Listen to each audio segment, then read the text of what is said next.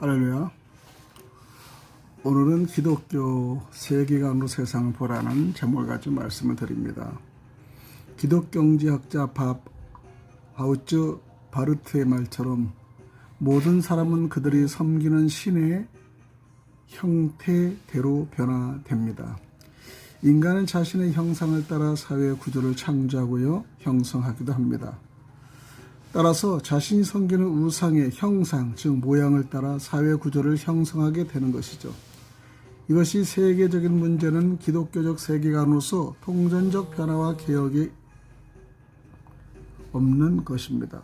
세계관이란 사건, 상황, 주변 세계에 대한 인식 또는 판단의 기본이 되는 틀, 즉 자기 자신을 포함한 모든 세계를 인식하는 기본 틀을 의미합니다. 통전적 성서 세계관이란 자신과 자기 주변 세계 사건, 상황 등을 성경이 보는 대로 보고 인식하며 판단하는 기독교의 포괄적인 전체 틀입니다. 우리가 하나님의 뜻에 온전히 순종함으로써 존재의 전인성과 모든 사람의 영역에 하나님의 통치가 확장되고 완성되도록 기독교 세계관으로 세상을 보는 훈련이 끊임없이 요구된다고 합니다. 이제 내적 지혜의 궁극적 목적인 내적 성숙과 하나님 나라에 관련된 기본적인 몇 가지 분야에서 기독교 세계관을 확립하여 이를 삶에 적용 실천하는 성숙한 그리스도인들이 되길 바랍니다. 기독교는 세계관의 구조는요, 창조, 타락, 구소입니다. 이것이 창세기인데요. 창조, 존재하는 모든 것의 근원은 하나님인데 창세기 1장 1절이죠. 또 창세기 1장 31절에 보면 하나님이 그 지으신 모든 것을 보시니 보시기에 심히 좋았더라. 저녁이 되며 아침이 되니 이는 여섯째 날이니라. 언약 관계 속에서 주어진 하나님의 창조는요, 창조가 있고요, 하나님의 형상으로서 인간된 인간의 참된 가치도 있습니다. 또한 하나님의 형상의 의미, 즉 의존적, 인격적, 영적 존재를 말하는 것이죠. 하나님께 소명을 받은 청지기의 창세기 1장 28절입니다. 또 일상 속의 삶은 소명 성취의 하나님의 주권 영역을 말하기도 합니다. 타락은 관계 단절에 인한 두려움이죠. 창세기 4장 14절을 보면은 주께서 오늘 지면에서 나를 쫓아내시온즉 내가 주의 낯을 배웁지 못하리니 내가 땅에서 피하며 유리하는 자가 될지라 물은 나를 만나는 자가 나를 죽이겠나이다.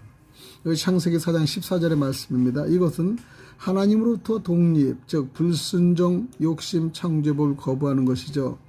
전적 타락에서나 희미한 하나님의 형상이 나타납니다. 또 하나님과 원수 관계이면서 하나님의 구속 대상이 되시기도 하죠. 죄로 인한 결과로 고통을 받습니다. 즉 죽음, 하나님과의 관계 단절입니다. 질병이고요, 불안과 소외를 받습니다. 또 하나님 나라의 왕국의 도래를 위한 울부짖음이 곳곳에 일어나는 것이죠. 또 구속사역은요, 상실된 창조의 회복을 말씀하시는데 이사야 53장 10절을 말씀드리면 보면은요, 여호와께서 그로 상함을 받게 하시기를 원하사 질고를 당케 하셨은즉 그 영혼을 속건 제물로 드리기에 이르면 그가 그 씨를 보게 되며 그날은 길 것이요 또 그의 손으로 여호와의 뜻을 성취하리로다. 이사야 53장 10편입니다. 이 53장의 10절입니다. 여기에 보면 예수 그리스도에 대한 하나님의 관계 회복에, 즉 재창조에 대해서 말씀드리고요, 부활사 성령의 내주하심이 영적 존재라는 걸 알 수가 있습니다. 또 죄와 사망에서 속량을 받고요, 하나님 나라 확장의 일꾼이 되기도 합니다. 또 하나님 나라가 도래됩니다. 교회를 통한 하나님 나라가 확장됩니다. 그럼 신간 우주의 궁극적 실제는 무엇이냐? 우주의 궁극적 실제는 창조주 하나님이십니다. 이것이 시편 121편의 3절 4절이죠. 말씀은 여호와께서 너로 실족지 않게 하시며 너를 지키시는 자가 졸지 아니하시로다. 이스라엘을 지키시는 자는 졸지도 아니하고 주무시도 아니하리로다. 이것이 시편 121편의 3절 4절이죠. 이것은 기독교 세계관의 다른 세계관들과 분리되는 가장 원초적인 기준이 되기도 합니다. 성경에 나타난 창조주 하나님은 우주의 필연성이나 어떤 제한에 묶여있는 분이 아니라 우주를 초월하신 최고의 책임자이시며 다른 어떤 것과도 대등한 관계에 있지 않다는 것입니다. 예레미야 33절 3절과 시편 91편의 15절 계시록 3장 20절을 보면은요, 하나님은 지금도 살아계셔서 역사하시며 인격적으로 교제해 주시는 교제는 삼위일체 하나님이심을 우리가 통괄적으로 알 수가 있습니다. 그래야 시편의 91편 15절을 보면은 저가 내게 간과하리니 내가 응답하리라. 저희 환난 때에 내가 저와 함께여 저를 건지고 영화롭게 하리라. 또 하나님은 하늘과 땅을 만드시는 분이시죠. 주권적인 역사의 주요 살아계신 분이시기도 합니다. 이것이 시편 103편 19절과 시편 111편의 4절과 다니엘 2장 4절 7절에 통괄적으로 나와 있는 겁니다. 시편 103편의 19절을 보면은 여호와께서 그 보호자를 하늘에 세우시고 그 정권으로 만유를 통치하시도다.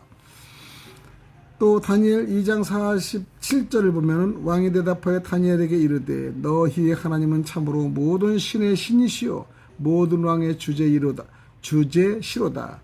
내가 능력이 은밀한 것을 나타내었으니 내 하나님은 또 은밀한 것을 나타내시는 자시로다.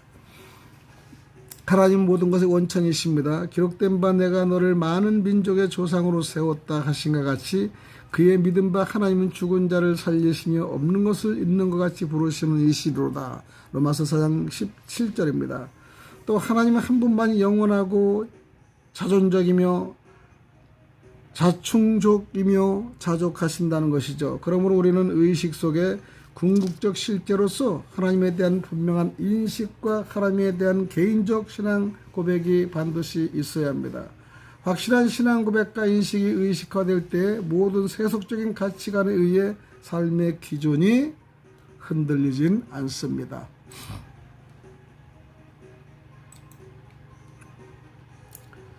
역대상 28장 9절에 보면요, 내 아들 솔로몬아 너는 내 아비의 하나님을 알고 온전한 마음과 기쁜 뜻으로 섬길지어다. 여호와께서는 문마음을 감찰하사 모든 사상을 아시나니 내가 저를 찾으면 만날 것이요 버리면 저가 나를 영원히 버리시로다. 역대상 28장 9절의 말씀을 우리가 알 수가 있습니다. 세 번째 인간관계에 대해서 말씀을 드리는데요. 하나님이 가라사대 우리의 형상을 따라 우리의 모양대로 우리가 사람을 만들고 그로 바다와 고기와 공중의 새와 육축과 온 땅과 땅에 기는 모든 것을 다스리게 하자 하시고 하나님의 자기 형상 곧 하나님의 형상대로 사람을 창조하시되 남자 여자를 창조하셨다. 이것이 창세기 1장 26절과 27절인데요. 하나님에 의해 전인적으로 창조된 하나님의 형상을 알려드렸고요. 또 하나님과 교제하며 생명과 평안과 만족을 얻는 인격적 존재라는 걸 알 수 있습니다. 또 에베소 1장 4절 5절과 로마서 8장 29절 30절의 말씀을 이용해서 하나님의 영을 가진 존귀한 영적 존재이며 하나님의 영광을 드러내는 존재이다 라는 걸 알 수 있죠. 또 하나님을 의존해야 하는 관계적 존재를 알 수가 있고요. 하나님께 불순종과 전적 타락으로 하나님과의 단절관계, 자력구원의 가능성이 없는 존재라는 것을 로마서 3장 23절로 우리가 알 수 있습니다. 하나님 앞에도 특별한 목적을 가진 우리가 존재이죠.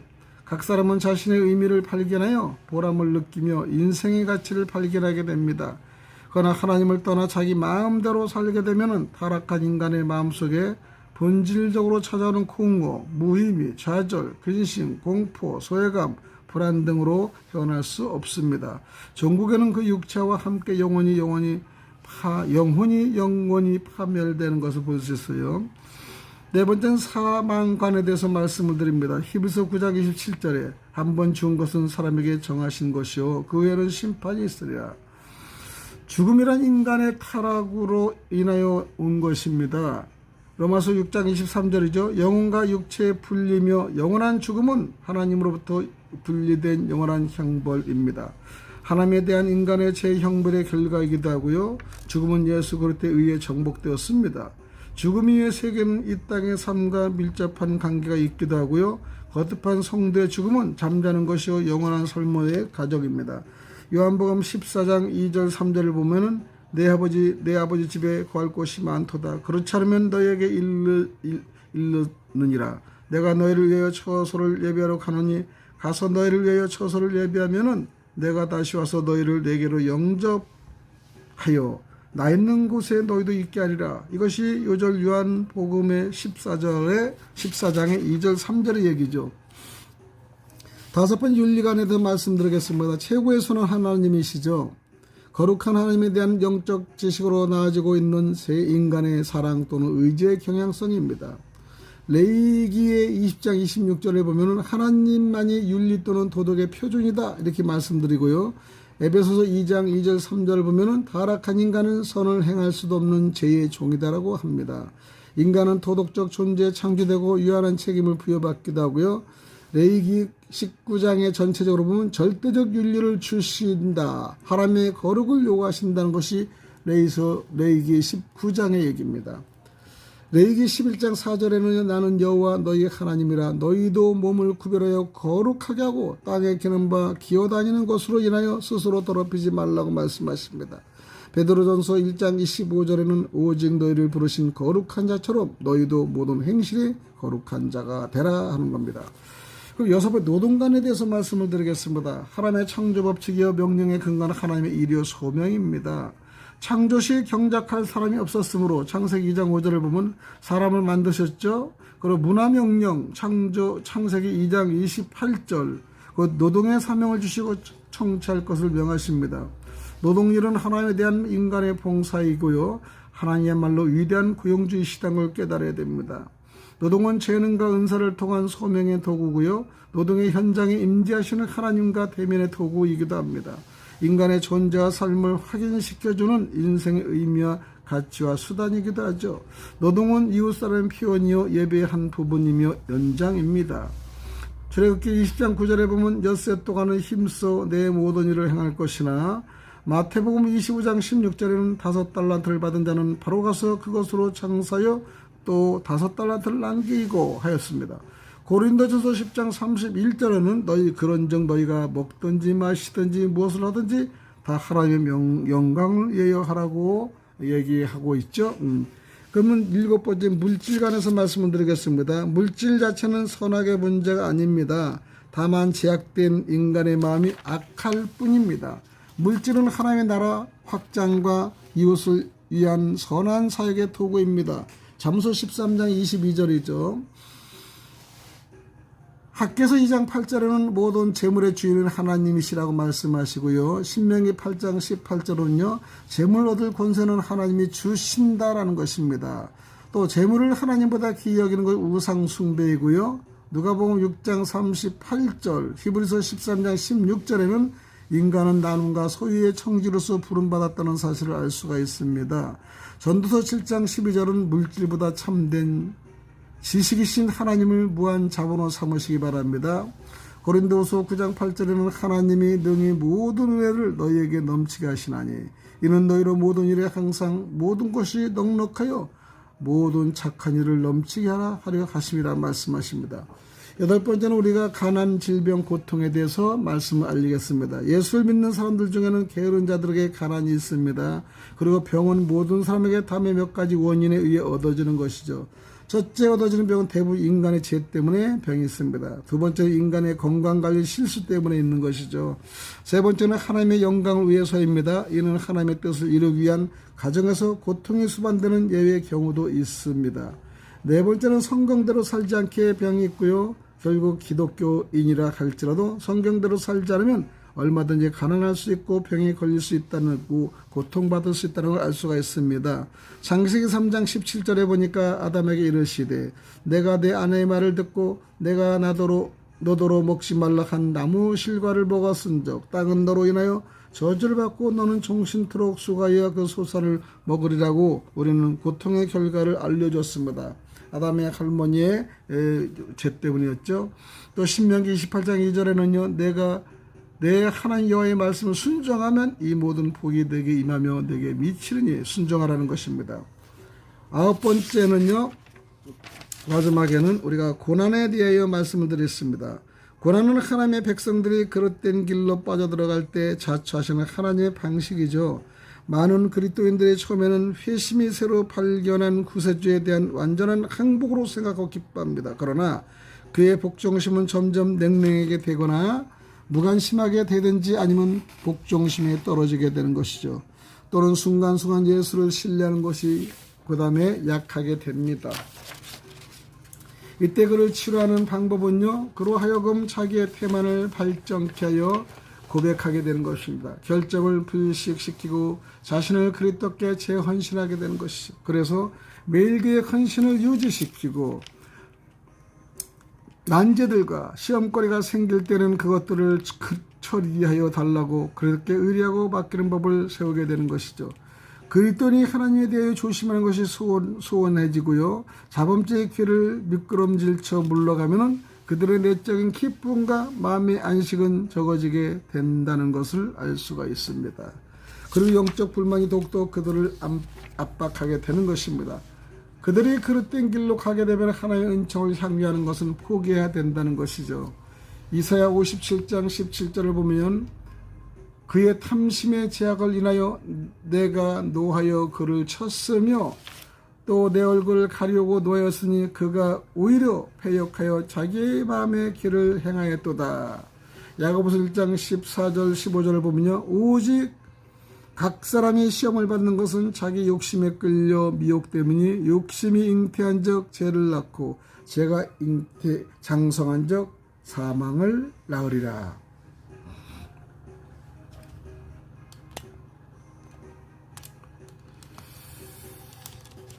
우리는 고난은 하나님의 자녀들을 연단시키는, 그 다음에 하나님의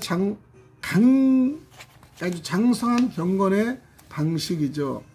하나님의 자녀들로 하여금 세상과 육신과 마귀에도 강한 공격을 받도록 하여 그들의 정력을 강화시키고 또 하나님의 사람들로서의 그들의 성품이 더 강하게 하시는 것입니다. 모든 사람의 하나님의 자녀들은요, 이 훈련을 겪으며 그것을 주의 징계 일부입니다. 히브리서 12장 15절과 욥기서 5장 17절, 잠언서 3장 11절을 여러분 말씀 참조하시기 바랍니다. 하나님께서는 사랑하는 그의 자녀들이 그저 좋기만 하고 만족해야만 하고 있는 피동적인 영적 유학의 분별 없는 성장에서 좀 더 어른스럽고 세련된 체험으로 이끌어주려고 하십니다. 하나님께서는 우리가 그리스도 안에서 자라기를 원하시지 갓난 아이로 머물러 있기를 바라지는 않으시기 때문이죠. 자라지 않은 아이의 신앙은요, 영적 진보를 처해하며 병적인 자기반석, 신경질, 정신분열, 신앙의 상실 등을 가져오게도 됩니다. 우리 영적 성장이 상당히 자꾸 새록새록 올라가야 되겠죠. 그래서 우리는 잠언서 3장 11절과 12절을 말씀 보면 내 아들아 여호와의 징계를 경히 여기지 말라, 그 꾸지람을 싫어하지 말라. 대저 여호와께서 그 사랑하시는 자를 징계하시기를 마치 아비가 그 기뻐하는 아들을 징계한 같이 하시느니라. 할렐루야. 또 히브리서 12장 10절 12절을 보면요 저희는 잠시 자기의 뜻대로 우리를 징계하였거니와 오직 하나님은 우리의 유익을 위하여 그저 거룩하심에 참여케 하시느니라. 무릇 징계가 당신은 즐거워 보이지 않고 슬퍼 보이나 후에 그로 말미암아 연달한 자에게는 의의 평강한 열매를 맺느니. 할렐루야. 오랜 말씀을 통하여 저희들이 귀한 이 시간에 내용을 들었습니다. 기독교 세상을 바라보는 걸 8가지로 말씀을 조목조목 드렸습니다. 참조하시고 성경 말씀을 찾으시고요. 여러분의 귀한 기독교관이 세계관으로 여러분 바뀌는 귀한 시간이 되시기를 간절히 축원드리겠습니다. 할렐루야. 또 내일 뵙겠습니다. 샬롬.